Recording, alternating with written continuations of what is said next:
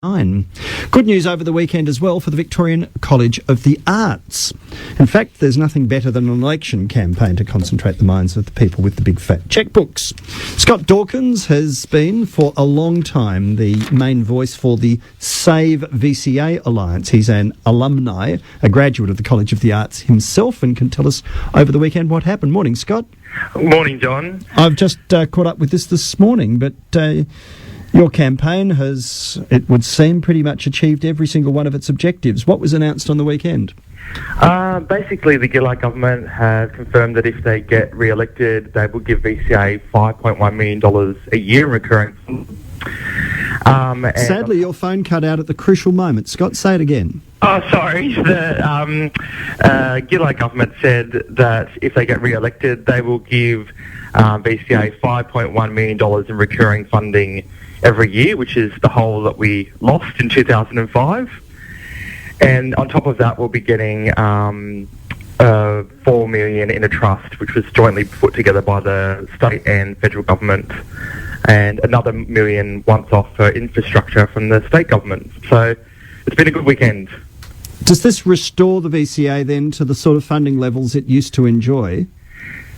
Yes, what it does is take us back to where we were prior to 2005, which precipitated the merger when we lost this $5 million. So that's great, but the big question for us now is how will the university handle this money? Because a couple of weeks ago, you would remember the university's response to its review said VCA was actually down between $18 and $20 million a year because of the university's centralised costs for admin and rent, which we have long argued are not fair.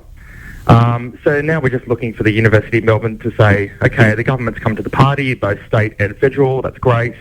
We need to relook at these admin and rental costs to make VCA viable within the University of Melbourne. Because, you know, we want this to be the whole solution. We don't want it to be a quarter of a $20 million needed solution. Because this should be it. So it's really up to Glenn Davis now to get a bit more real about VCA's admin costs. Now, there was the merged Victorian College of the Arts and Music. Now, I noticed that the announcements over the weekend leave out music, which has been reincorporated back into the University of Melbourne. So is all of that all off the agenda now too? Well, no, not as far as I'm aware. VCAM still exists. It's just been split into two internally within VCAM. There's the Conservatorium of Music, which is VCA Music and University of Melbourne Music still together. And then there's everything else, non-music, which is called VCA. So I'm presuming the money will be going to VCAM, not just to the VCA half, because, you know, we don't want to forget music. It's definitely an art form. But I think that's probably a few typos.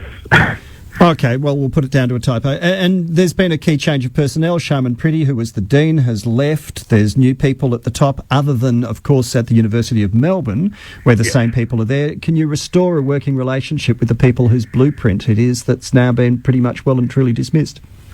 Well, I think definitely the appointment of Sue Baker as the new director of VCA was very welcome. She's very well respected by the staff and students. She's been there for a decade. She's just wonderful. She's going to be a real advocate for VCA, and the change on campus is quite incredible just by her coming to her role. I think the next step really is if Glenn Davis came out and said, okay, we realise this subsidy figure is $20 million is misleading about VCA. It's making VCA seem like a bigger debt than it is. And we're going to renegotiate these rental costs so that VCA is going to be viable within the university. That's really the last piece of the puzzle. And I'm hoping that the goodwill within VCA at the moment will be travelling up to Parkville and into Glenn Davis's office. And certainly we can't fault the federal government now. They've come to the party. So really the university is the last piece now that we need to come good. Congratulations on a campaign that has achieved almost all of its objectives, Scott, despite some pretty, powerful influences that were going the other way. I salute you for your activism. And thanks also to the ABC. You guys have been great in keeping VCA on the agenda, and we're very grateful. Well, I don't think we've done anything more than reflect the interest of the community. If people didn't care, it never would have happened. Scott Dawkins, a member of Save VCA, and himself a graduate. More of your call.